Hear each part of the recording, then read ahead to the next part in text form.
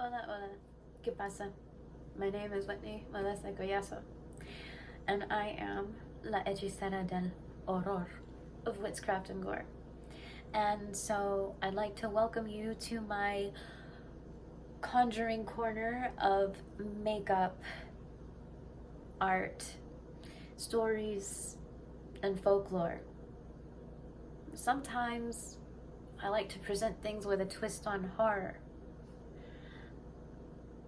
But the stories I'd like to tell are beautiful, and they're not horror related, really, but there is some terrifying truths to these beautiful stories, which I'll mention towards the end. So, with this story, or stories rather, I would like to start off by saying that I'm going to do some artwork along with the interpretation of the tells that I'd like to tell tonight or today, wherever you are. So I'd like to say the stories that I am about to talk about are the creation stories of the Americas that are indigenous, and I'd like to say that the Americas are so old that the indigenous peoples have had various stories about how the lands have come about. But two stories in particular I was really drawn to are based on Turtle Island on the Americas, which we live on today. And a lot of people and indigenous peoples refer to the Americas as Turtle Island. And these are beautiful stories, actually.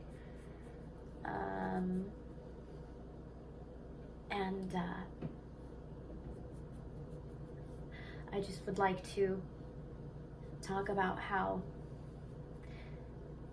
the creation that we live on and the history of our nature is quite a magical one in a way. So there's a lot of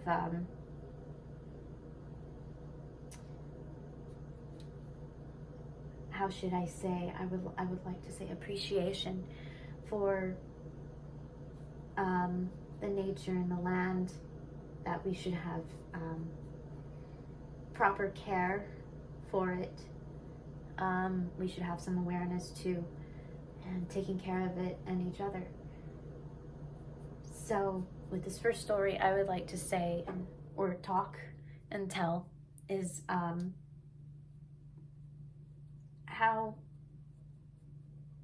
we do manage to take care of this place and each other. See, the story started out from the Ojibwe and Anishinaabe peoples of Turtle Island, and the story goes is that there was a time when there was a great flood that came, and when that great flood came, it came from the Creator, who was so tired of humankind and how people were treating each other, and it was there was a lot of anguish and selfishness and hurt. It was just a horrible place to be eventually. So the Creator was so disappointed in the peoples that he brought a great flood. And when he brought this flood, only a few survived this great flood. And those who managed to survive were some of the animals and one person who was named Nanabojo. And I'm sorry if I'm saying it wrong. I'm trying. So I think his name was Nanabojo, and he had survived this great flood, and he was floating along this big flood waters which covered the lands. And so he stayed afloat, and when he stayed afloat on his log, he was greeted by a few creatures that had survived, which was a loon, a grebe, a turtle, and a few birds. And he allowed these animals to rest on his log with him because they couldn't find land and they were so tired. So they shared his log with him. And so this man, Nanabojo, had said he would like to dive under the depths of the waters to find some dirt so they could recreate land, recreate earth. And so he did. And when he dove under the water and he came back, he was so exhausted, and he did not succeed in finding the dirt. He couldn't, because he couldn't go so deep to the depths below. He said it was just too much. It was too exhausting. He couldn't reach it. But the animals that had kept Nanabojo company had said, well, let us try. And so the loon decided to take a dive and went to the depths of the waters. And so he tried, and he couldn't. He came back up and he wasn't successful, and he was disappointed in himself. And so after he had tried, whoosh, the grebe went and dove and took a try at diving to the depths to collect dirt. And then the grebe wasn't successful. The grebe was disappointed, but Nanabojo had told them, hey, at least you tried. And so the turtle tried. And like the other animals, the turtle was a great diver as well. However, the turtle did not succeed at diving so deep. He couldn't. He was so disappointed. And so the animals had felt defeated, by the depths of the waters, and among each other they were just unhappy that they couldn't, with the efforts, conquer the depths of the water just to get mud. And so when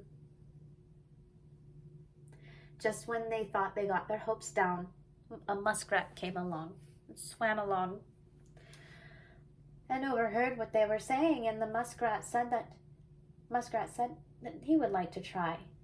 And he would like to try and grab some dirt and see what he could do. The muskrat was a great swimmer. And he was. And he tried.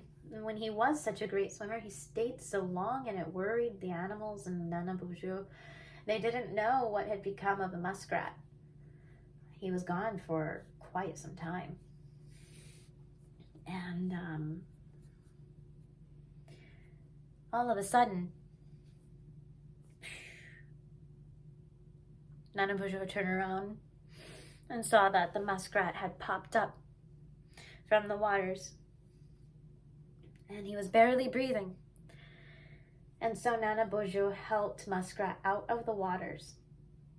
And then Nanabujo held Muskrat, who was dying. And when the muskrat had died, all the animals and Nanabujo were really upset that this muskrat, that this creature had taken so long and had risked its life. But Nanabujo had noticed that the muskrat's tiny little hands were curled. And when Nanabujo opened the hand, he had a little piece of dirt. And so the animals, the grebe, the loon, and the turtle, excuse me, had been so happy despite the grief and loss of the muskrat and his sacrifice. They took that dirt, and the turtle had said, in honor of the muskrat and what he had done for all of them, he would like to bore the memory and honor and the burden of the earth on his back in honor of the muskrat. And so he did. And when he did, there was a wind that blew from all four directions.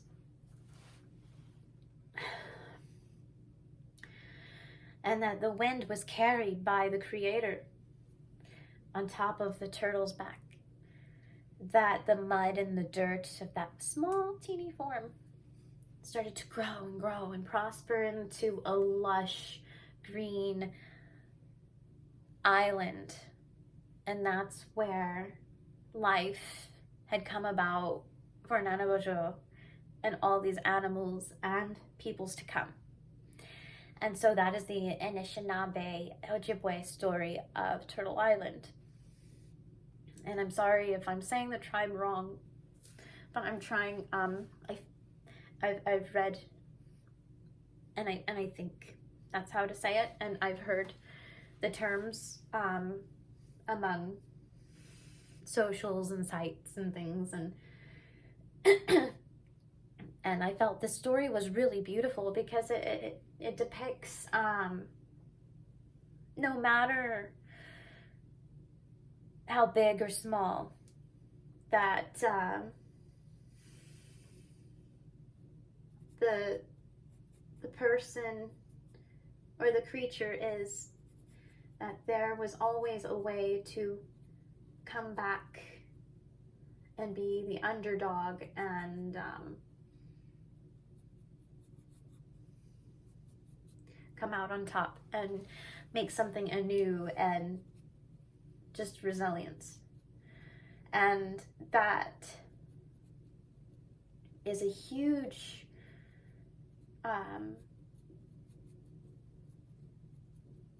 meaning among these peoples, Anishinaabes, Ojibwe tribe, because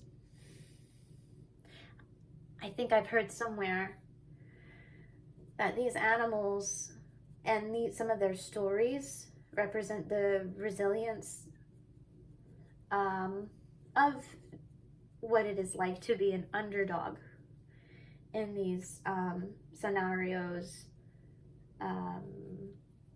and coming out on top despite the negative circumstances and obstacles coming in the way.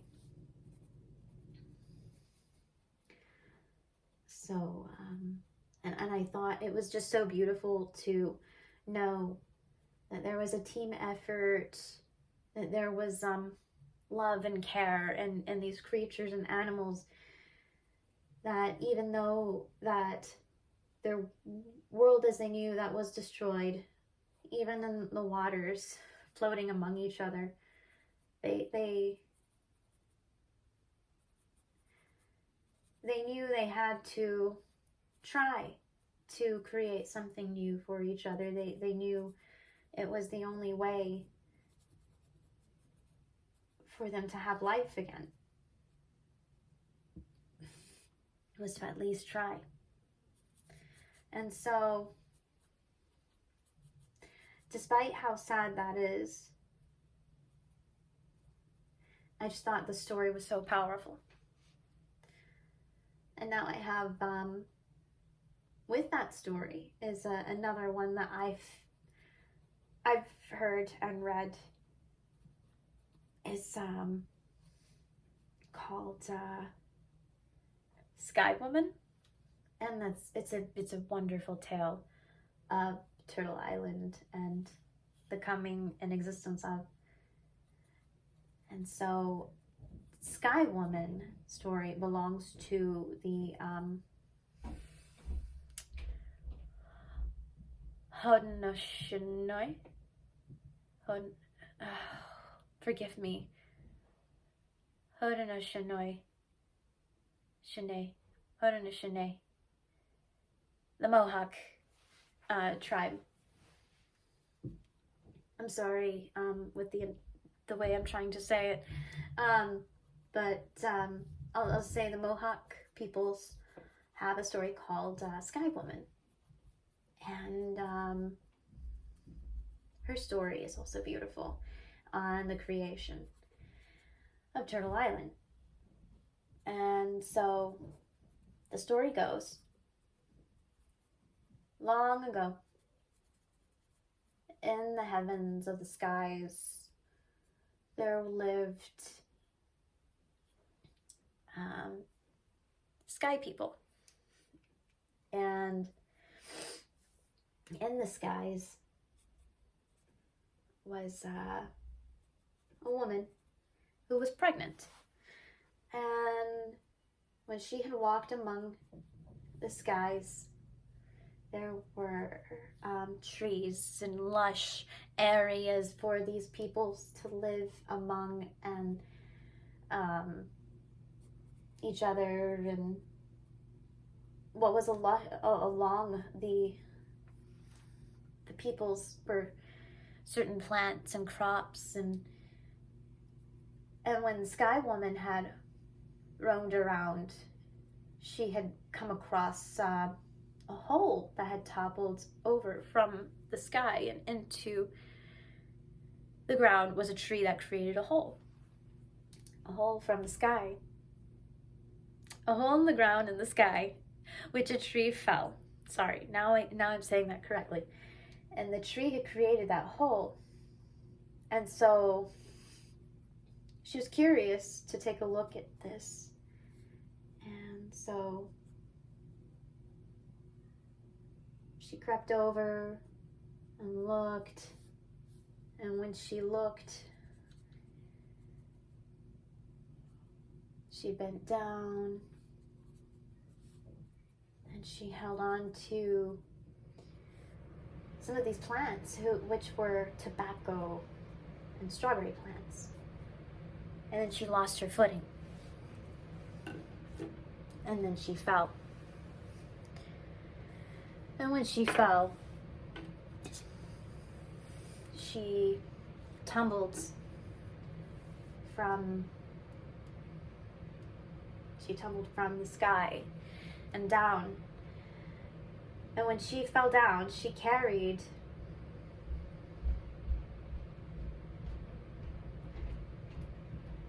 this tobacco and the strawberry plants with her. And then a flock of birds came and swooped Sky Woman up. And when they swooped her up, they carried her. They carried her to safety. And when they carried her, they had dropped her on the back of the great turtle. And so when she was there on the great turtle, away from the sky, away from what she knew. The animals knew that she was relative to them, that she was something from above, and they wanted to create something to give to her, to give to them. So what they did, these animals, they went and collected mud and dirt from around the waters and dove as deep as they possibly could to the depths of these waters to collect this dirt, because they knew once they could finish that something big would happen.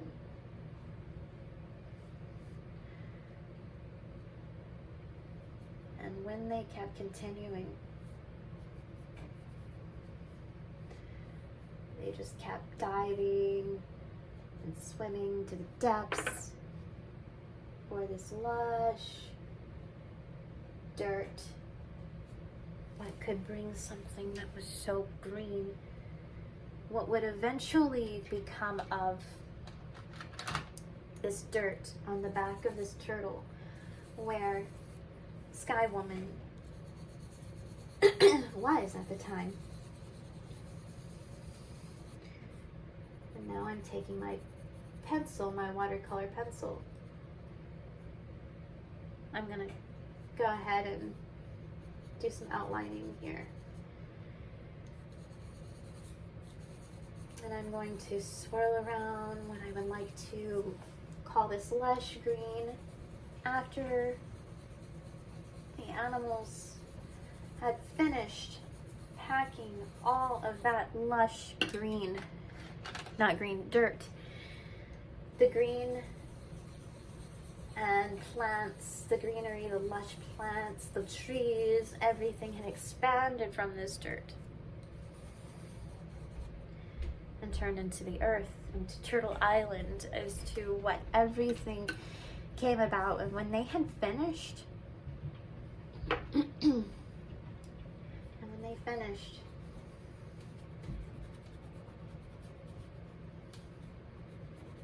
and saw that the earth and this lush green atmosphere of trees and life and plants and beauty, all this nature surrounding them, once that came about, around the same time, Sky Woman, she had given birth. And she gave birth to the peoples that would reside with these animals on what is Turtle Island. And again, I feel that story is so beautiful. And I wanted to draw a turtle. It's not necessarily an island, but if you take a look at our map of our continents in the Americas, it is kind of shaped like a turtle, like the back of one. And I just felt that these interpretations and these stories were just so beautiful. And just knowing how connected and relative that these animals were, that they worked together to give this life to Sky Woman, knowing that she was going to give life back to them, and which was the peoples that would live among them. And knowing that the Mohawk would see that this story is relative. When I say relative, like we're all connected, because a lot of the mindset is we are each individuals living, breathing, and should be respected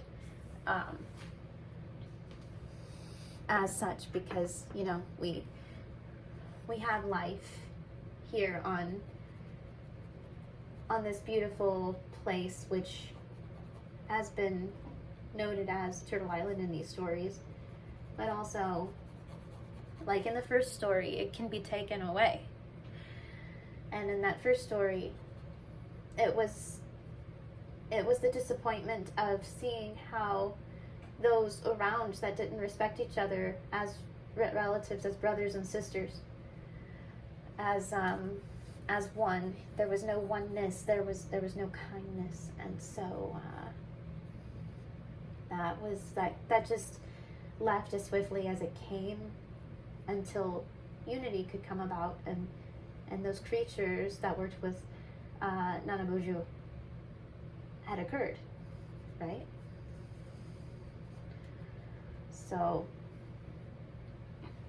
and I felt like the respect of those stories were so powerful, important, and those stories have been around forever, and I think they're important. I think everyone should hear these and respect these stories. So, and with that being said, I just thought, how about I talk about what these stories mean to me. And so after paying attention to, I love animals, I love nature, and I've always felt that the respect should be there for our nature, because it gives and it can take us away. Now, I have a video about the owl, La Lechuza, and that's about a witch story, about an owl depicted as a witch. But also, I mentioned the fact of having that respect for our nature in that story as well. And I feel like the theme of my passion and what I feel is important is taking care of what we love, taking care of each other, and our animals and the environment. Because you see, the peoples that have these stories make up 5% of our world's biodiversity. And we should be listening to these stories, because our world needs us. And if we don't pay attention to what nature is telling us, and how to take care of her or it, whatever, it can be devastating. And what I mean by devastating is that the next thing I'm going to draw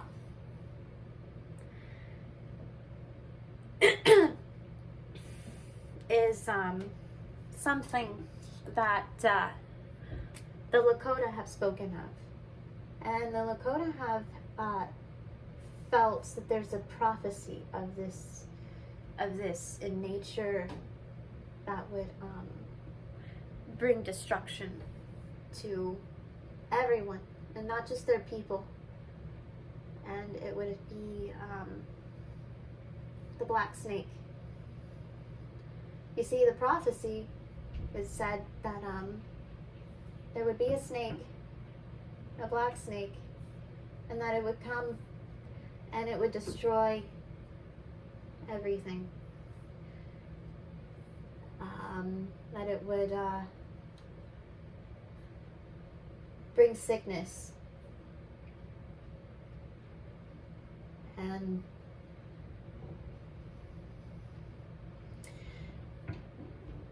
that destruction and sickness would be to the land, to the animals, to the people, and that we need to pay attention. That we need to pay attention to this thing, this snake, and try to fight it. This black snake has been a threat to Turtle Island. And not every tribe, let me say, not every tribe has this creation story of Turtle Island.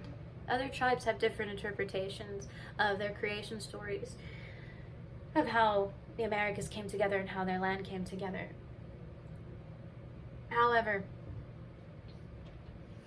what the tribes and peoples have in common is that what the Lakota has said is everyone has gone through something, or these tribes have gone through this black snake, or enduring it now.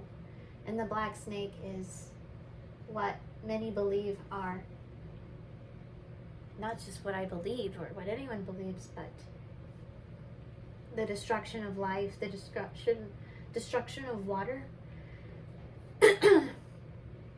Our pipelines.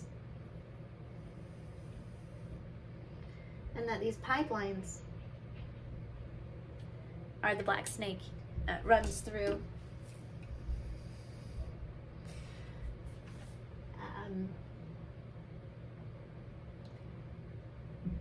And they hurt our life, they hurt our environment, and the Lakota and the Sioux of Standing Rock went through this, and they're still enduring this because of what had happened back in 2016. Was the black snake, or pipelines, running through the Sioux sacred ground, Standing Rock, burial grounds, traditional grounds, water. And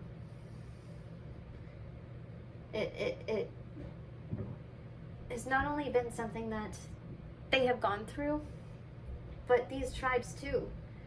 The Ojibwe, the first story I told, the Anishinaabe peoples, just last year there was a story, and it continues, the story continues, of the horror of this black snake has gone through the Anishinaabe's territory, the Ojibwe peoples, and it's gone through water. This black snake is known as Enbridge.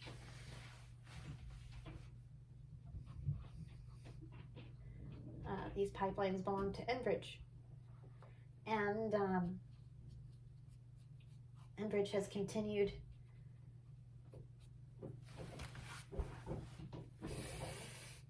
but also the Ojibwe and Anishinaabe peoples have not stopped trying to fight this black snake.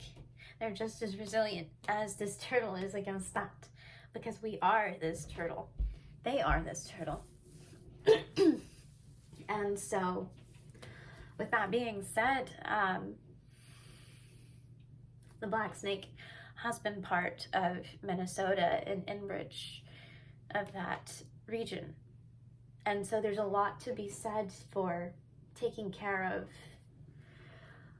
Enbridge, not Enbridge, well, trying to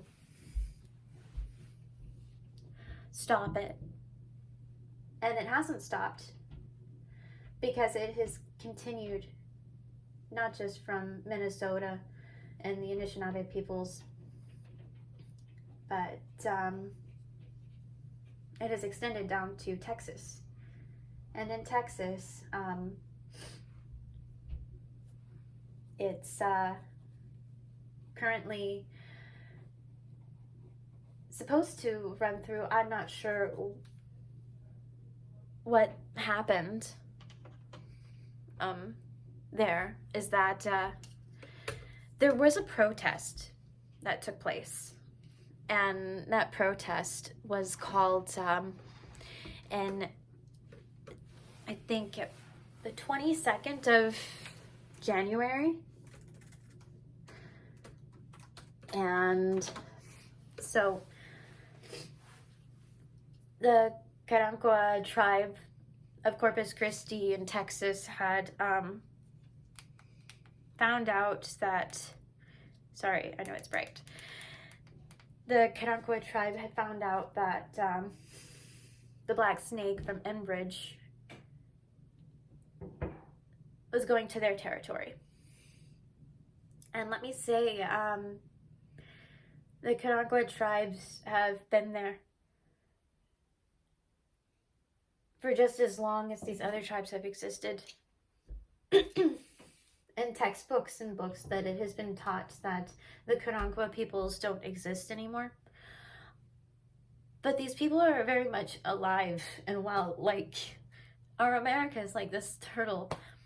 And they're there fighting, hoping that this black snake doesn't run through. They're trying to raise as much awareness.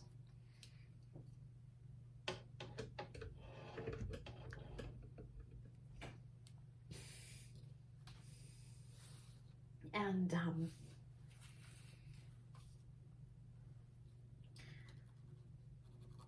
with how do I say? With the help of looking to support each other now that's happening in Texas and Corpus Christi. They're among each other on websites and stuff, on social medias, on Instagrams.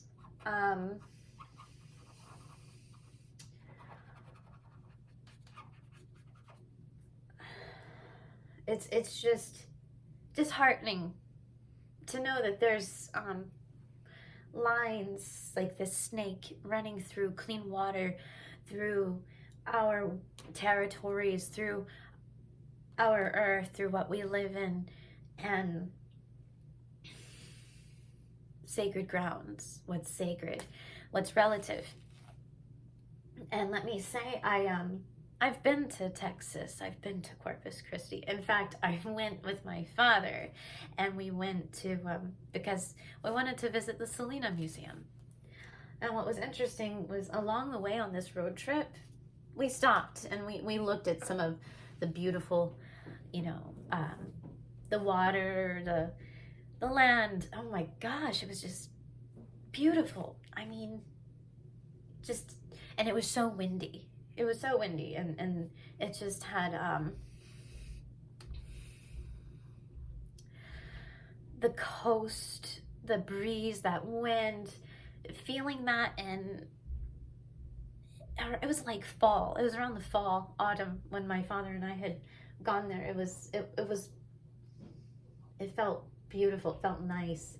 That nature, that nature had surrounded us, and it was just beautiful. And the idea of knowing that something that's so beautiful could turn very ugly fast because of this thing, could harm this, what we live on, that's ugly, and that's terrifying. That's the horror. And let me tell you, my experience with what should be sacred with earth and the water is when I was a little girl, I was practically a baby, and my parents took me to Mexico to visit family, and I barely remember this because I was so little, but I had consumed water that wasn't clean. And it's a miracle to my family that I survived consuming contaminated water from a territory from where my family has come from. I guess you would consider Indigenous land. Again, part of Turtle Island. Mexico is part of Turtle Island. And the thing is, access to clean water is not easy in these regions. And it wasn't easy at the time. for where my family had lived and still live currently in Mexico. There's a system of needing to boil the water, and somehow or another, excuse me, I did eat a little, I guess, indigestion. I don't know. I guess that's the theme of me doing my YouTube videos, because I've had this experience before. But anyway, consuming contaminated water is very dangerous for a child. Anybody, really. And within my experience, I almost didn't make it back here to the States. And my parents knew that that was devastating for them. I guess, you know, knowing that their child was sick after consuming contaminated water. and so that was my experience. And because I had that unfortunate experience, I feel that it's so important to understand that not everybody has access to clean water. And especially these indigenous peoples that live on their lands, in the reservations. There's so many reservations all over Turtle Island that do not have access to clean water, in the midst of these pipelines that are running through and the fight to sustain sacred ground, clean water. These are the horrors that we face today, despite the beautiful story of where we come from these peoples. And that's what I wanted to share in this video as I present to you with my art as La Hechicera del Horror of Whitscraftngore.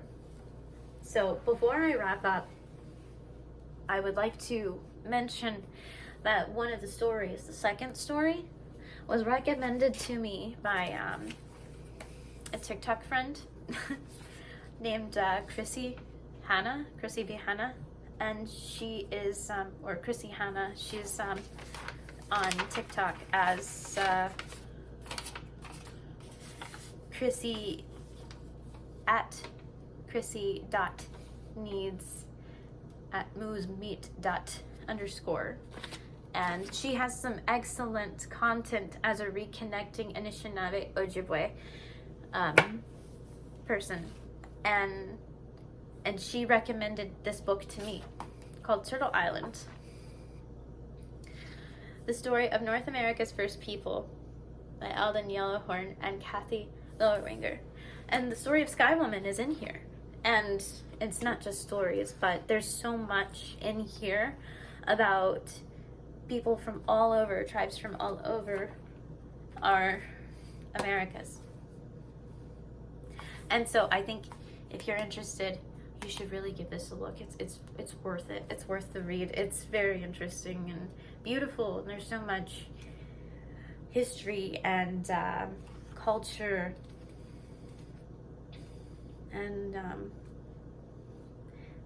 as I've been kind of on my reconnecting journey, I've been so happy to see even the Nawa people of Mexico are on here and in here, and I still have some stuff to unearth on my mother's side as well.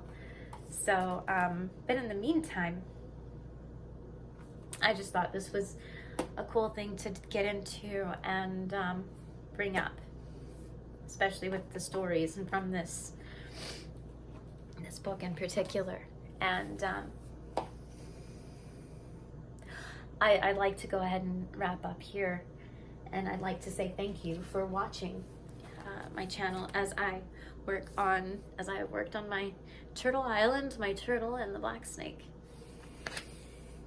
And so as I wrap up, I would like to say this is my channel again. Thank you for watching La Hechicera del Horror of Whitscraftngore.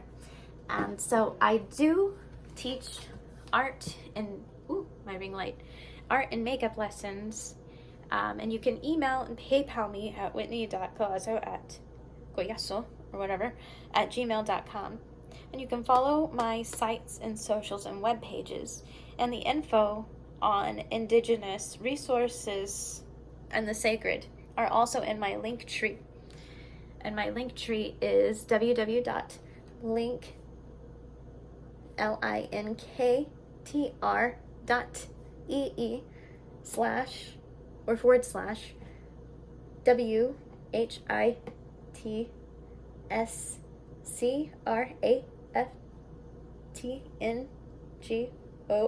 Whitscraftngore. So Linktree is at Whitscraftngore. And again, my email is whitney.collazo@gmail.com. And I'm sorry for that glare. But yes, so when I said that information on the Indigenous sources on the sacred or on my sites, on my link tree, it is because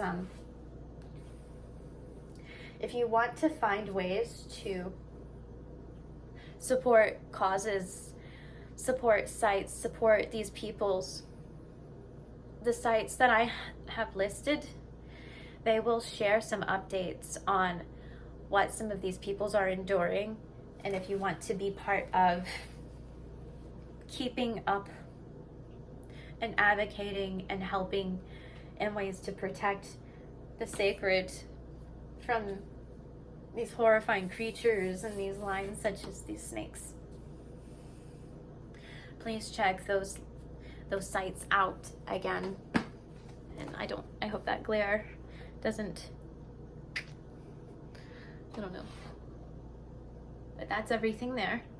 And but yes, even if you're not interested in an art lesson, which I hope somewhere down the line people maybe, I do teach art lessons and makeup lessons and makeup effects lessons through Zoom, and I still do.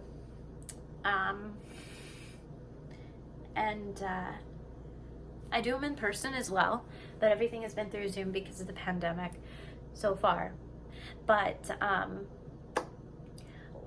very much just as happy if someone who watches this could take a look at some of the sites provided to support the peoples going through these situations at hand. And if those sources aren't direct, and you want to find something else that could be more direct, and if those sites should be helpful. However, shoot me an email. There are Instagram accounts that I follow that I could direct you to find some more information on these things. And I'd be more than happy to find more resources if mine aren't as helpful to you or if they're confusing. But I'm rambling on at this point. So yes, again, thank you for watching. Thank you for tuning in. And until next time, have a good one. Buenas noches.